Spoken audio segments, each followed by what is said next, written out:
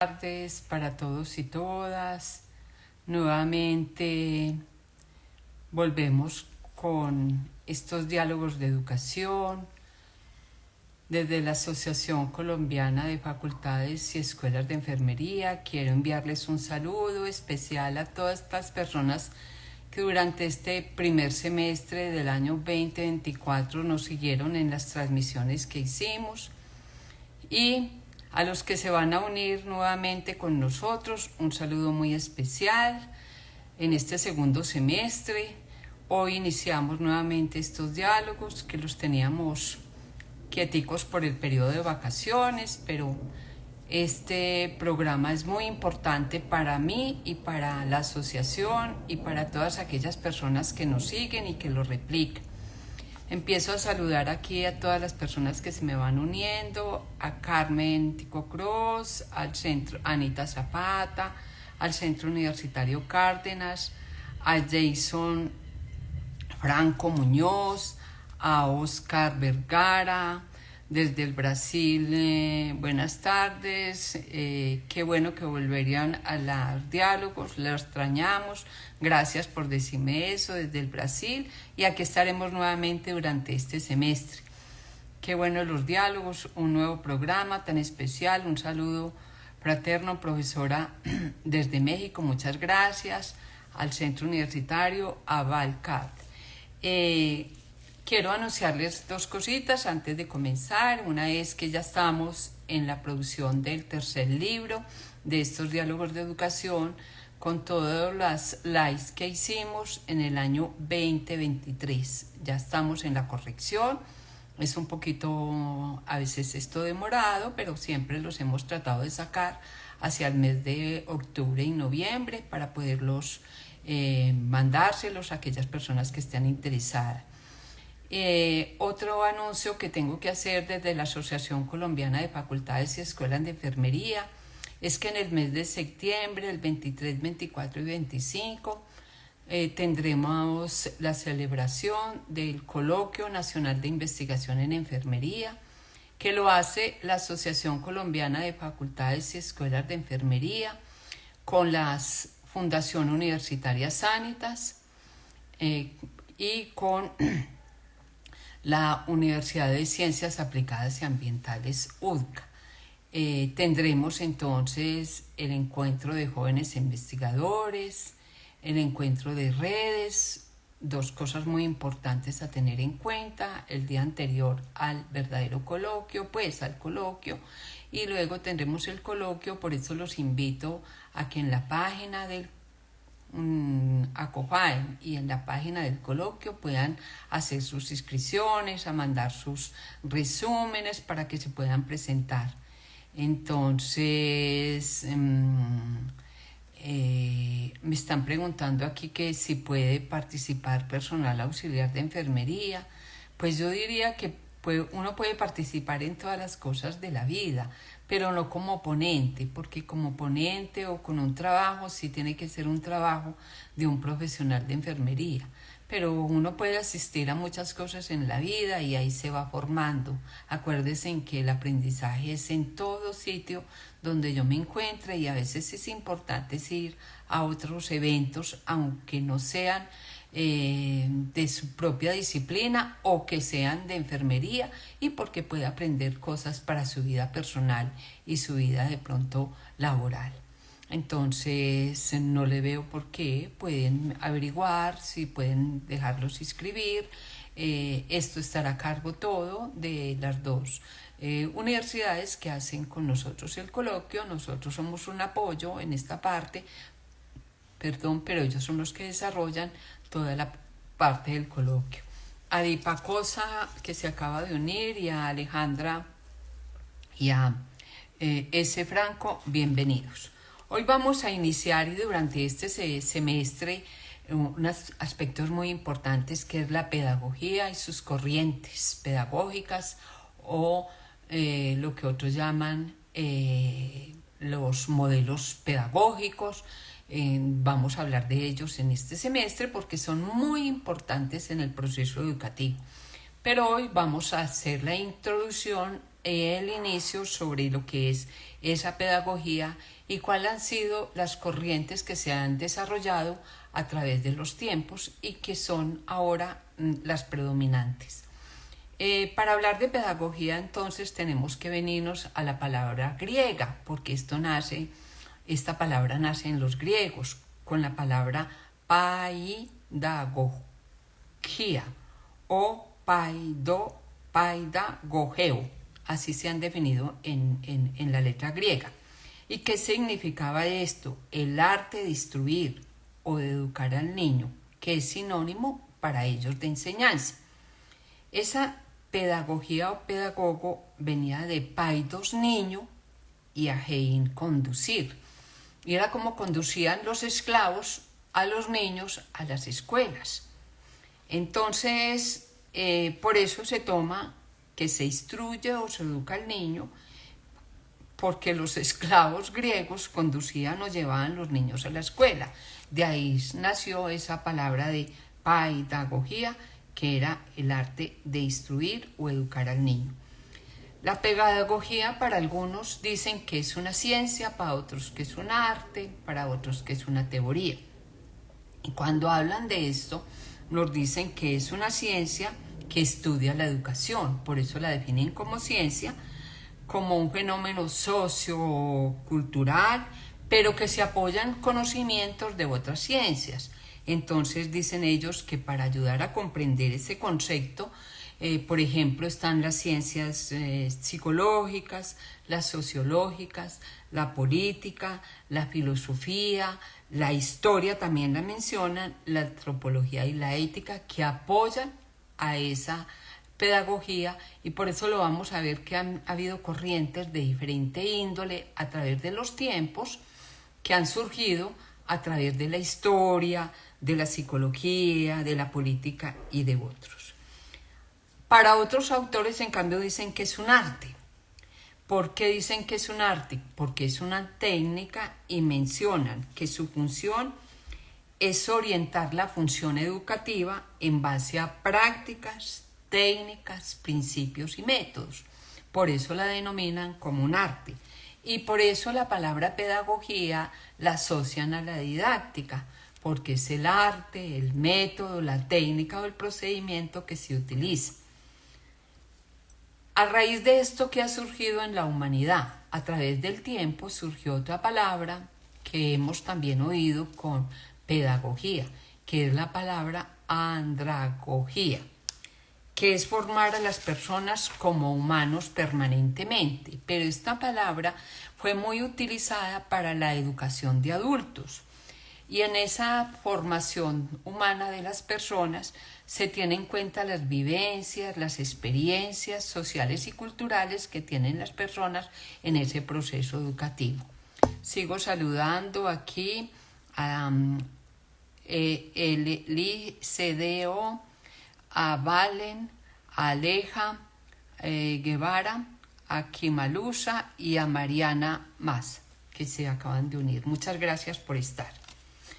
Y como otro componente dicen que la pedagogía es una teoría, una reflexión de conocimientos del hecho educativo y de los procesos educativos. Entonces fíjense que todavía no hemos podido definir si es ciencia, si es un arte o una teoría. Para mí, en mi concepto, es una ciencia porque es se basa en teorías investigativas que han formulado algunos autores y que de ellas han venido esas corrientes y modelos pedagógicos que han surgido a través del tiempo.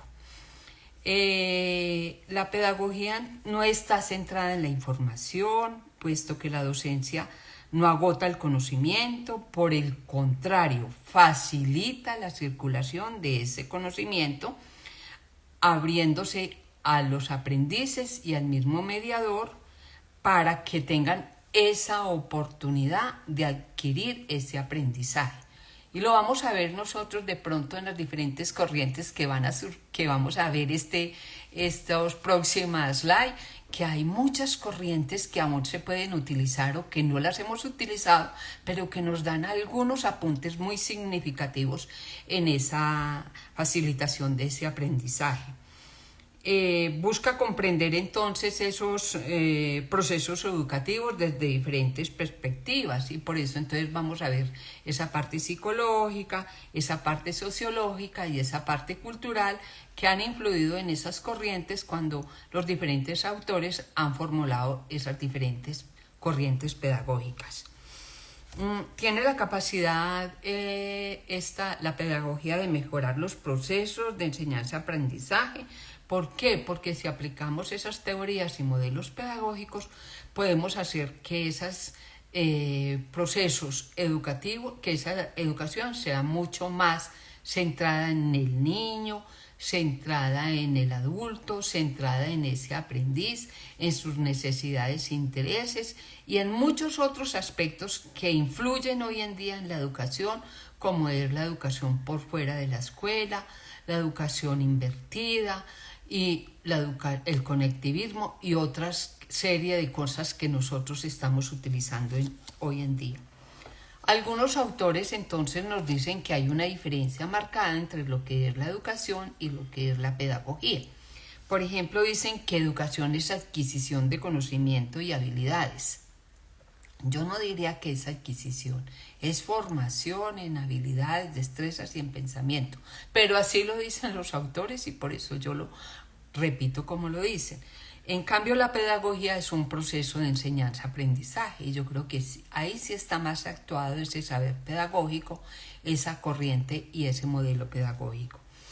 Para algunos, la educación se centra en el resultado, en que el alumno pase el año, en que el alumno cumpla un periodo de tiempo en la escuela. En cambio, para la pedagogía es cómo se llega a ese resultado, es decir, durante ese proceso de enseñanza-aprendizaje, cómo se llega a ese resultado. Consideran que la educación es más estructurada y es más formal, en cambio la pedagogía es más flexible. ¿Por qué? Porque la pedagogía se adapta a las necesidades e intereses de los aprendices y de las personas que están en ese proceso de formación. Que suele la educación ser más académica y teórica, en cambio en la pedagogía hay enfoques prácticos y creativos, y que en la educación hay más transmisión y desarrollo de conocimiento, en cambio en la pedagogía se centra en el desarrollo del pensamiento crítico y de la resolución de problemas, que es lo que nosotros hemos venido insistiendo en que la formación y la enseñanza y el aprendizaje se basan en desarrollar el pensamiento crítico y reflexivo del aprendiz para que resuelva los problemas del contexto donde él esté interactuando. Sigo saludando aquí a Milla Palleres 77 y a otras personas que se han unido, a Aleja Guevara, que ya lo habían mencionado. Muchas gracias por estar. Entonces, ¿cómo han surgido esas corrientes pedagógicas en el mundo y a través de la historia? A través de procesos de investigación, a través de pensamiento. ¿Por qué? Porque ellos han tratado de describir y de explicar cómo se comprende el aspecto de la enseñanza y el aprendizaje. Entonces, estas corrientes vienen desde la antigüedad. Si nosotros oímos hablar de Grecia, de Roma y de la Edad Media, desde ahí vienen muchas corrientes o dijéramos procesos pedagógicos que hemos nosotros oído mencionar, y los que de pronto hemos estudiado o tenemos una maestría en educación o hemos profundizado en educación, pues sabemos que desde Grecia, desde antes de Cristo, oíamos hablar de la escuela ateniense, donde los aristócratas o terratenientes crearon estas instituciones para que sus hijos las utilizaran en el tiempo libre, o donde se les enseñaba también a leer, a escribir, a cantar, a danzar, a aprender la lucha, a nadar, a lanzar el disco, la jabalina. Y entonces allí había una premisa que se decía: mente sana en cuerpo sano, mente sana en cuerpo sano. Pero ¿qué pasó en esta escuela ateniense? No se recibían niñas, porque decían que las mujeres eran para el hogar y para los oficios del hogar. Solo llevaban allí a los niños a que practicaran toda esa serie de habilidades que yo les estoy nombrando. En Roma, en cambio, era la familia, el núcleo era más cerrado, y era la familia y el padre verdaderamente el que educaba al niño. Y por eso entonces vimos reflejada esa educación más con el acompañamiento del papá, que eran los senadores que llevaban los niños de pronto a las asambleas para que escucharan cómo ellos hablaban en esas oratorias, y enseñaron más eso a sus hijos a la medida que fueron creciendo. Y en la Edad Media surgió de pronto la parte más religiosa.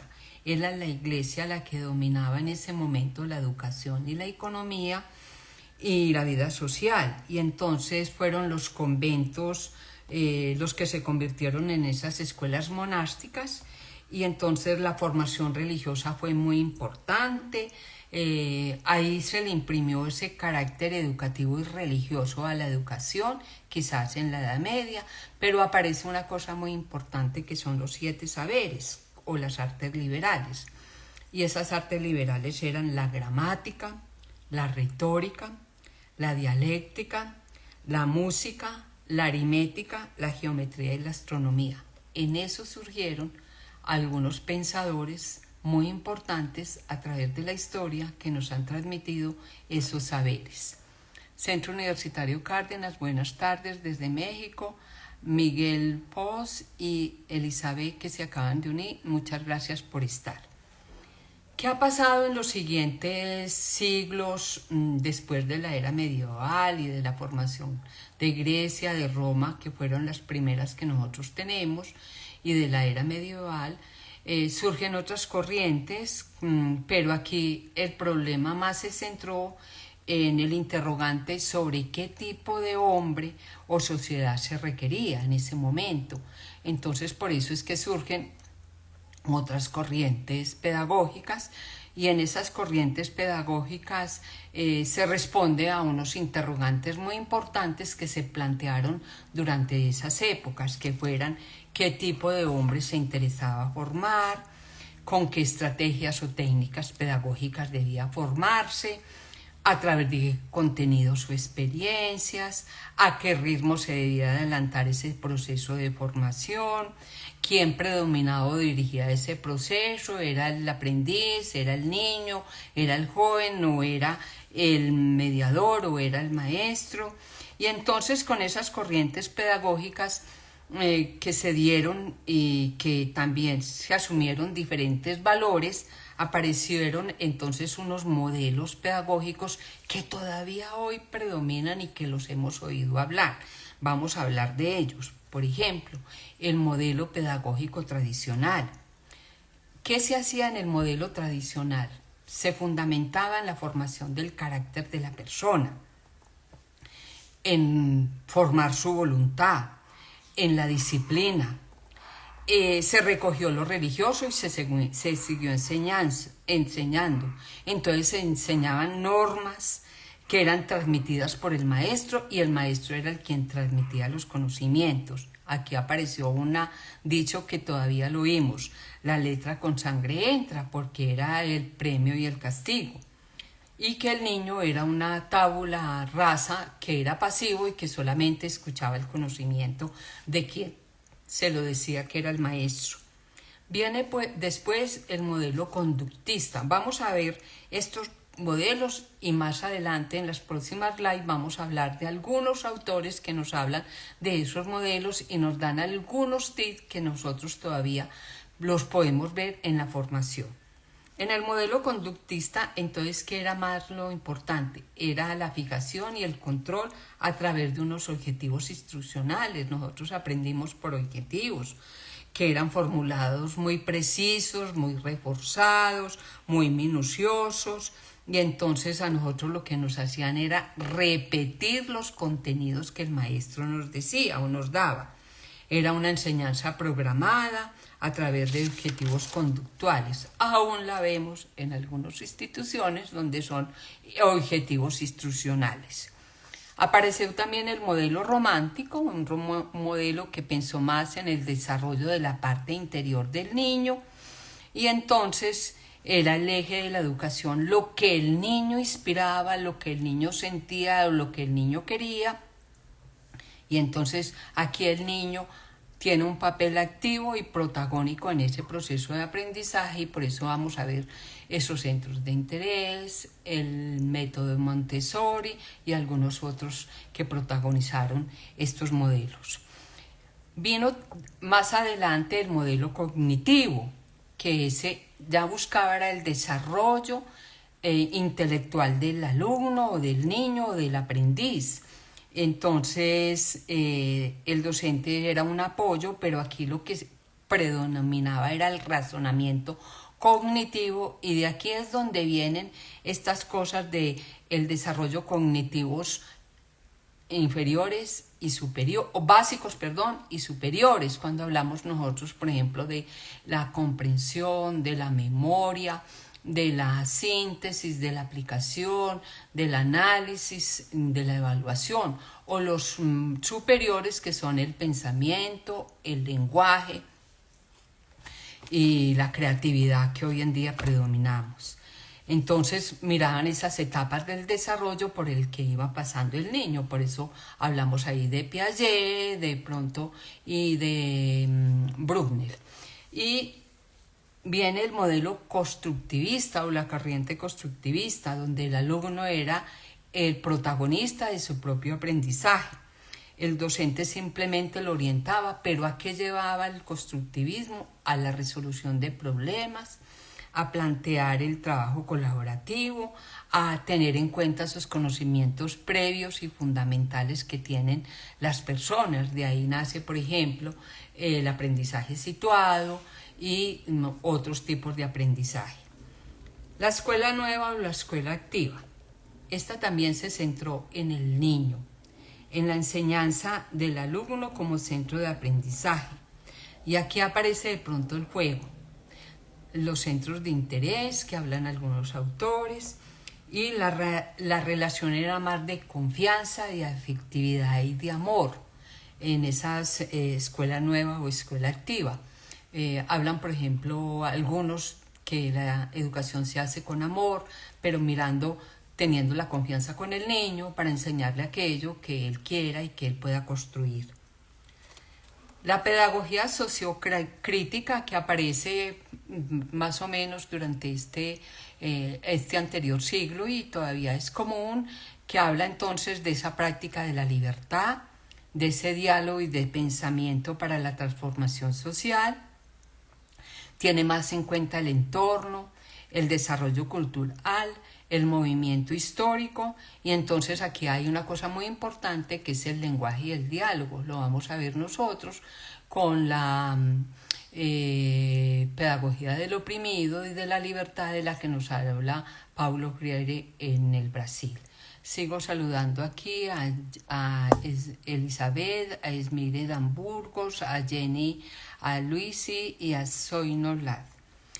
Aparecen entonces ahora otras pedagogías, por ejemplo las pedagogías no instruccionales o educación fuera de la escuela, de la que nos hablan en 1974, por ejemplo Ichil, que nos habla a mediados de este siglo pasado, y donde nos habla de que la educación está fuera de la escuela, está en la calle, en el lugar, en los eventos, en el medio donde la persona se desarrolla, y entonces rompe con ese paradigma de la escuela tradicional o formadora para decirnos que hay otros medios en los cuales yo me puedo educar, y por eso hablamos a veces de los centros de validación o de otro tipo de escuelas que se dan a partir de estas escuelas no institucionales o escuelas o educación fuera de la escuela.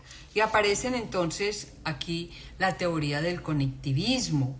¿Qué incorpora ese conectivismo? Incorpora la complejidad, las ciencias del caos y las redes, pero aquí aparece una cosa muy importante, que son los medios de información y de comunicación y las tecnologías. Por eso tenemos que hablar de las pedagogías del conectivismo, que es esa educación también que se hace de manera horizontal, que también hay participación activa, que es bidimensional, que hay aprendizaje autónomo y continuo, y que hay empoderamiento para esa ciudadanía digital que hoy en día la tenemos y está a nuestro alcance. Y de pronto, para terminar ya en relación a este tipo de pedagogías, hablamos de la pedagogía del pensamiento complejo y de una parte muy fundamental en la vida que apenas nos está tocando, que es la ecopedagogía, pedagogía de la tierra o de la sostenibilidad. En el pensamiento complejo, entonces, hablamos de esas interconexiones o dimensiones, donde es importante mirar a esa persona como un todo, a esa persona que estoy formando como un todo, no a mirar las partes, sino como un todo. Por eso hoy en día algunos currículos están cambiando, están poniendo más la formación por módulos o por no por contenidos ni por asignaturas, porque están mirando qué es lo que necesita esa persona como un todo, no las partes, porque a nosotros nos enseñaron por partes, primero la anatomía, luego la fisiología, cuando el ser humano es un ser completo, complejo, que tiene anatomía y fisiología en conjunto, no le funciona la una y la otra. Y a esto nos habla el pensamiento complejo, que se fundamenta en esa reflexión, el mirar de pronto lo que trae el conectivismo, que es el caos, la incertidumbre, lo que yo puedo encontrar, cómo lo puedo solucionar. Y por último, ya para terminar, porque ya estamos casi a 2 minutos, la pedagogía ecológica y la sostenibilidad, de la que nos hablan algunos autores, entre ellos Moacir Gadotti en el Brasil, que nos habla de esa ecopedagogía planetaria, y es mirar ese ambiente, la tierra y la ecología que ha sido tan abandonada en el sistema educativo. A nosotros hoy en día la estamos incorporando y estamos mirando, porque aparecieron los caos que hay en el mundo, que son los desastres naturales, los terremotos, los incendios, el cambio climático y muchas otras series de cosas a las que nosotros anteriormente no les paramos ninguna atención, y por eso hoy tenemos que hablar de esa pedagogía de la tierra o de la ecopedagogía que abarque todo el cosmos y que podamos enseñarle a nuestros estudiantes a ese respeto por el medio ambiente, a ese respeto, por ejemplo, en el reciclaje, en el agua, en el aire, en cómo mantenerlo y de todo, porque es tan importante.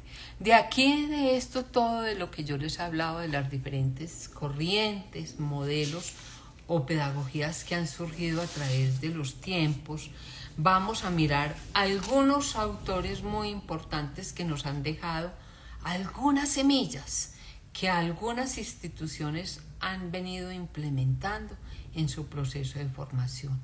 Por eso la pedagogía y esas corrientes son tan importantes en el proceso formativo, porque son las que nos inspiran a nosotros a mirar qué tipo de hombre queremos formar, con qué elementos lo vamos a formar, cómo lo vamos a formar, dónde lo vamos a formar y para qué lo vamos a formar, que es lo que nos dice la pedagogía.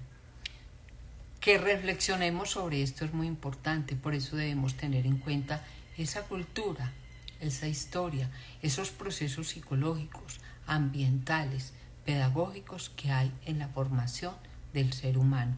A veces nosotros vamos contra la cultura, vamos contra el ambiente, vamos con lo que le interesa a la gente aprender, porque queremos enseñar lo que a nosotros nos enseñaron.